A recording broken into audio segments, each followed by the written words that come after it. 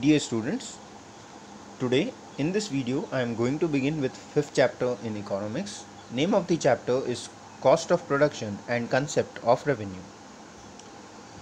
First of all, by cost we come to know the debit side, and by revenue we come to know the credit side of the firm. Just like in accounts, you might have studied that all the expenses are debited and all the incomes are to be credited. Now, first of all, what is meaning of cost of production? So, to produce any goods or services, whatever expenditure is incurred, that is known as cost of production. In simple words, in order to produce a final goods or services, whatever cost is incurred, that cost itself is known to be cost of production. So, it means to produce any goods or services, this cost is incurred. Now talking about the real cost. So there are various concepts of cost, and in that first one is real cost. This concept of real cost was given by a classical economist. That means it was initially presented by a traditional economist. However, now according to Marshall, what is this real cost? The laborers, capitalists and entrepreneurs who are involved in the process of production bear psychological and physical burden, and such burden is called real cost. That means all those persons who are involved in the process of production, and they have to bear certain kinds of burden, like the labor who is involved in the process of production, he has to bear physical burden. So this kind of burden itself is said to be real cost.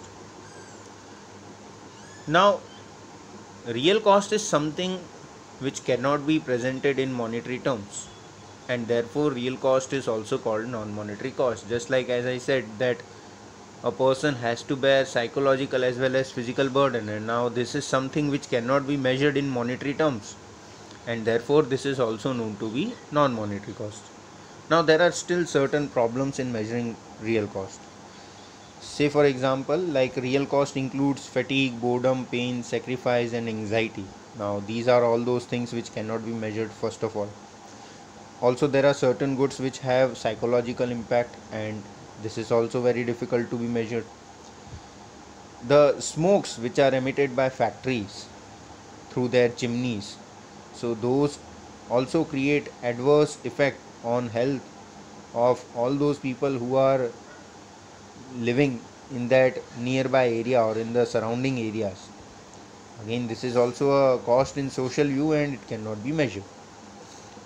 Talking about the next concept, that is opportunity cost. The concept of opportunity cost was presented by Austrian economist, but again it was also properly presented by Marshall.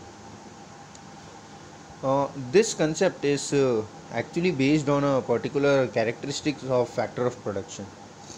It means that factors of production have alternative uses, that is more than one use. Say for example, if there is a piece of land, so it can be used for producing wheat, and at the same time it can also be used for producing rice. So now what is the meaning of this opportunity cost? So the cost of unborn or unproduced commodity is the opportunity cost of produced commodity. That means whatever thing is produced, because cost is only for those things which are actually produced, so whatever things are produced, its opportunity cost would be the cost of those things which are not produced. Say for example, there is a piece of land which can be used to produce wheat as well as rice.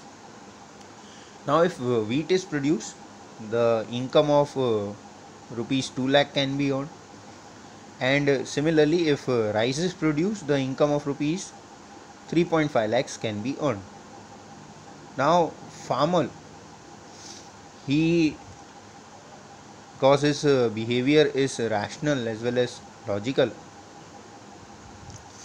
so he will leave the production of wheat, and definitely he would produce rice, because by producing rice he would earn a total income of rupees 3.5 lakhs. So that means here, now just relate this with this meaning. So here, in order to produce or in order to get income of rupees 3.5 lakh from the production of rice, farmer has left out income of rupees 2 lakh which he would have obtained by producing wheat. So just like the meaning, the left out income of rupees 2 lakh from the production of wheat is the opportunity cost of 3.5 lakhs which is earned from the production of rice. Now again there are certain problems in measuring of opportunity cost. First one is that factors with one use.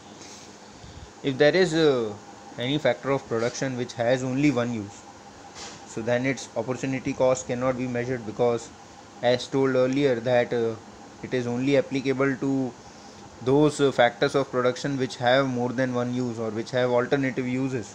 So here if any factor of production has only one use, then definitely its opportunity cost cannot be measured. Say for example, if there is a piece of land and it is only used to produce grass, so therefore its opportunity cost cannot be measured. Similarly, factors having specific use. If a factor of production is a specific factor, then also this concept is not useful. Say for example, if there is a person who is having expertise over computer, so that means except for the field of computer, that person cannot be utilized anywhere else, and therefore its opportunity cost cannot be measured. Talking about the last concept in this concept of cost, that is monetary cost. So concept of monetary cost is mainly useful for economic analysis in order to take decisions related to production, and also in price determination. See, price determination is something what we have already studied in the last topic of the previous chapter. So now what is monetary cost? So the cost of production in terms of money is known as monetary cost. That means whatever cost is incurred to produce any goods or services, when it is expressed in monetary terms, because we have already seen that all the costs are to be expressed in monetary terms itself. Not only cost, even incomes are also expressed in monetary terms. Just like real cost cannot be measured in monetary terms, but whatever cost of production, when it is measured in monetary terms, then it is said to be monetary cost. Say for example, if a factory is producing pens and it incurs a cost of rupees 50,000 in order to produce 1000 units of pen, so that means here monetary cost is rupees 50,000 which is incurred to produce 1000 units of pen. Talking about the short term and long term. Now see, first of all, what is a short term and what is a long term? So here they say that a short term, it is the period of time during which factors of production like plant, machinery, etc. are fixed and we cannot increase it. That means it is such a period of time during which if a producer wants to increase the production, so the producer cannot change the size of certain factors of production. Say for example, plant, machinery, even the building of the factory. So now how to increase production? So definitely the production can be increased by using or by utilizing the factors of production's existing capacity. That means now by employing more raw material, by employing more labor, by running those same machineries for a longer period of time, the production can be increased, and therefore itself this is said to be short term. Similarly, talking about long term. So long term is the period of time during which factors of production like machinery, plant, etc. are variable. That means, see, in short term it is difficult to change the size of the firm. It is difficult to employ a new plant and machinery or to build a new factory or expand that factory. But now in long term this all could be done.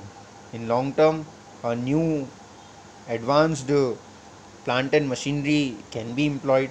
Also the factory building could be changed. A new factory building can be constructed, or the same factory building can be expanded. So that means here a producer can change the size of the firm, and by doing so he can also change the total production to a large extent in this long term. Thank you, students.